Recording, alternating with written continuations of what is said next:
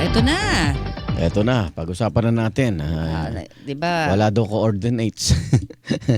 Natawa ko. Nagkakaroon ng word war, di ba, sa ilang opisyal ng Chinese Embassy. At ang pinagmulan Kasama sinasabi, natin ang BFF ng Chinese Ambassador. BFF talaga. Ang tagapagsalita ng Philippine Coast Guard sa usapin ng West Philippine Sea, siyempre, Commodore J. Tariela. Good Ayan. morning. Commodore Tariela, saludo! Magandang umaga po sa inyo. Kami po saludo. Hello, Sir Arnold. Ma'am Connie, magandang umaga po sa inyo at magandang umaga rin po sa inyong mga taga-subaybay. Kamusta po kayo pagkatapos nitong mga marahas din ng mga salita mula po sa Chinese Embassy na Yung kanilang spokesman mga doon. spokesperson doon. Ano po ang inyong stand na sinasabi kayo daw talagang nagsisimula daw ng Gera. Oo, parang yung mga sinasabi daw ninyo, smearing, 'di ba, sa leadership at damaging sa kanilang relasyon sa Pilipinas. Di sila sanay na pinupuna yung leader nila. Komunista sila. Commodore. Actually, Sir Arnold, nakakatawa na lang. Kasi parang hindi ko malaman ano ba talaga kinahinakit ng budhi ng Chinese Embassy. Yung caricature o dahil sinasabi natin yung totoo na ginagawa nilang pambababoy, pagwawalang hiya ng karapatan ng Pilipino sa West Philippine Sea. Naku, ayaw nila Sometimes talagang reality hurts no? Siguro ayaw nilang marinig yung katotohanan, and I think they're tired hearing all our factual narratives na ipinapakita natin sa sambayan ng Pilipino, sa mundo, kung paano nila binaviolate ang ating karapatan. And at the same time, they keep on violating as well the international law and the 2016 Arbitral Award. Pero anong reaksyon mo na may ilang senador Yun. ang pinagtatanggol pa ang China Siyam na senador, oo. at kinakampihan na dapat daw mas maging tayo pala kaibigan kesa doon sa mga ganyang statement nyo, Commodore Tariela. Alam mo pa sa akin, Sir Arnold, itong mga miyembro ng Senado, mga binoto to ng Pilipino. Hindi naman siguro kailangan nating maging super talino katulad ng mga tao dyan. Para sa akin, itong mga senador natin, siguro meron lang ibang pagkakaintindi sa mga bagay. But I would still hope, and then I would like to believe, with all honesty, na ang pinangahawakan talaga nila is interest ng ating bayan, at hindi interest ng embahada ng China. Okay. Parang syempre perception, 'di ba, pagka hindi tinindigan yung stand na inyong pinaglalaban, especially kayo kasi nakakakita talaga yung kung anong nagaganap dyan sa West Philippine Sea. Parang ang perception doon sa mga senador nasyam, parang makapili. Pumipili ng tatayuan nila pag mga. Kayo ba may mga ganyan din kayong tingin din, Commodore? Alam mo, Ma'am Connie, ako, gaya ng sinabi ko kanina, siguro meron lang silang ibang nakikita or meron lang silang kulang sa mga bagay na dapat tingnan. Kaya medyo salungat yung appreciation natin of things. But do you think that babalansehin ba natin talaga dapat sa ngayon sa issue na ito? Maganda ba na meron ding mga senador na hindi kumbaga parang palaban din para at least kung medyo tensionado naman itong China ay tayo ay medyo may parang leeway para makipag-usap, sabi nga. Do you think that's balancing it? Ma'am Connie, we are a democratic country naman. So kung ano ang paninindigan nila, ginagalang naman natin. But again, ang panawagan ko lang, para sa akin, there's no compromise, non-negotiable dapat. Pag pinag-usapan ng West Philippine Sea, dapat tayo tumindig tayo lahat dito. Okay. And it's pretty obvious, ang ginagawa naman ng China sa ating karagatan sa West Philippine Sea. Alam naman nating lahat yan ayoko na lang talaga ipilit sa kanila. But again, we're a democratic country. I respect their stand. Kung ano ang paniniwala nila. Okay. Nabanggit mo yung baka iba pagkaintindi nila sa narrative nitong West Philippine Sea. Pero yun nga, may ilan din na nagtatanong, pag binobomba tayo, nabanggit na ni Senator Robin Padilla to, ba't di tayo magpalakas ng armas at gumanti daw tayo? Na bombahin din natin daw sila. Pero paliwanag nga po natin bakit tayo ay nananatiling hanggang sumbong na lang sa international community na hinaharas tayo at hindi natin labanan ng ngipin sa ngipin, sabi nga, mata sa mata. Alam mo, Sir Arnold, minsan ang mga Pilipino, hindi lang kay Senator Robby, no? I think Oo. that's a fair question. Oo. Ilang beses na rin nating nababasa yan sa social media, no? Oo. And I think the Filipino people are also frustrated, disappointed every time they watch the reports, no? Na ang Philippine Coast Guard or BFAR vessel, may isang Pilipino binobombahan ng tubig. Mhm. So ang tanong nila, dahil sa galit na rin siguro at Oo. emosyon, no? Mm. In support of our fight, they are asking, bakit hindi natin binobomba ng tubig?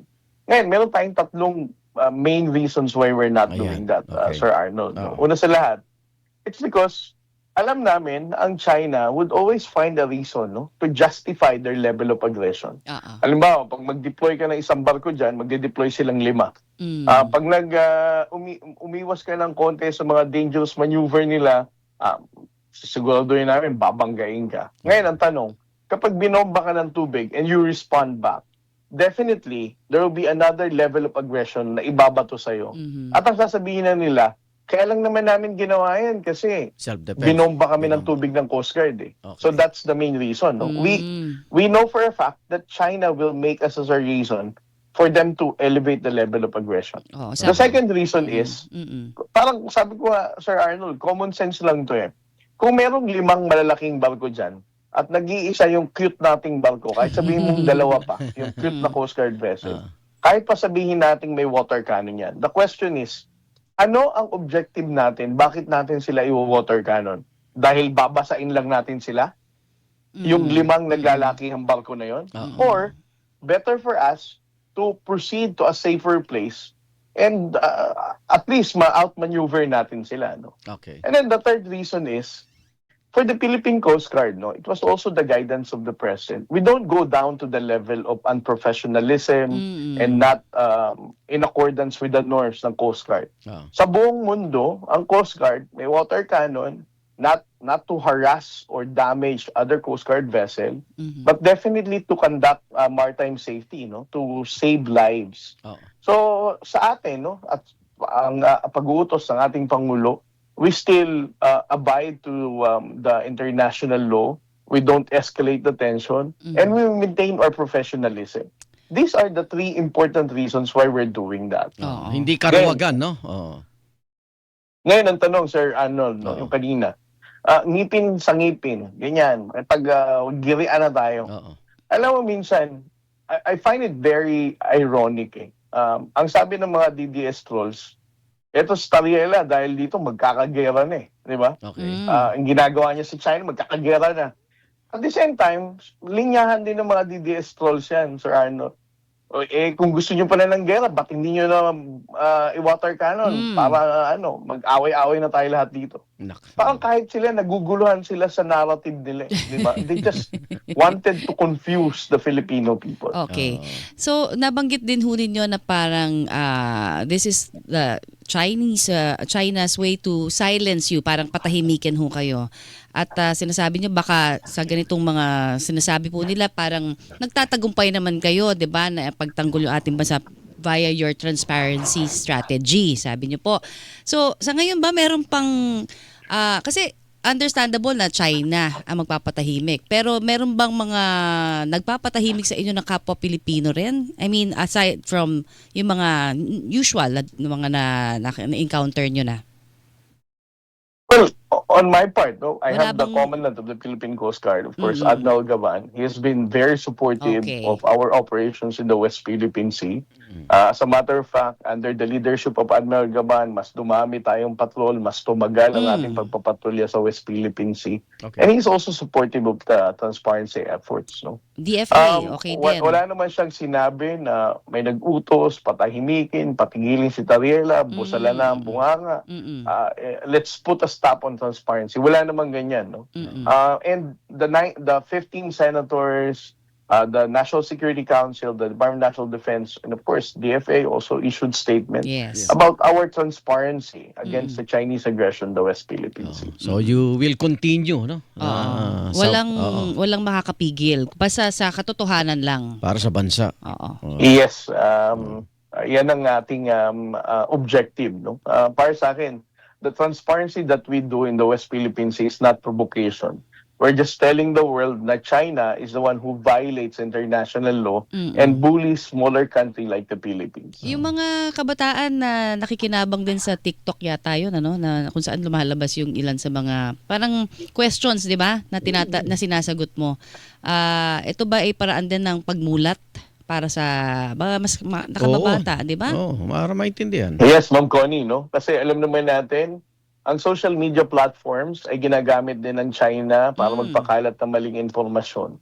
That's why we need to take advantage of this social media platforms also as a means, no? Para magbigay tayo ng tamang informasyon sa ating mga kabataang Pilipino.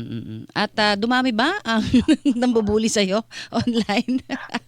Alam mo, para sa akin, Ma'am Connie, Paano mo ba ginagampanan na parang peace of mind? Oo. Hindi pa so sobrang rant itong Chinese embassy. Nung tinatagtag pa lang nila ako, no? Late December, mga December 28, 29, mga normal na tao yung sumasagot. Mas mataas yung suporta. It goes by the hundreds. And then ngayon, simula na nagalit na sila, nag-diplomatic protest against me, by thousands na. And if you're going to look at those who commented, those who placed heart or likes, no, makikita mo, ito yung mga social media accounts na alam mong trolls. Okay. Walang masyadong kaibigan, kagagawa lang ng social media account. And at the same time, they support the narrative na binibigay ng Chinese embassy. Ayan. So, Okay, Commodore. Salamat magpatinag, sa oo. pagkikipaglaban sa karapatan ng Pilipinas. Salamat po sa inyo. Saludo po. Yes, Sir Arnold. And ako din, nagpapasalamat ako sa ating mga kasama sa media. Para sa akin, the transparency efforts will never be successful kung wala tayong mga kasama sa media, mga journalista, mga reporter na nagbibigay ng tamang informasyon pagdating sa usapin ng West Philippine Sea. Alright. Thank you. Thank Ingat you, ka. God Commodore. bless, Commodore. Salamat. Commodore J. Tariela, tagapagsalita ng Philippine Coast Guard sa usapin po ng West Philippine Sea.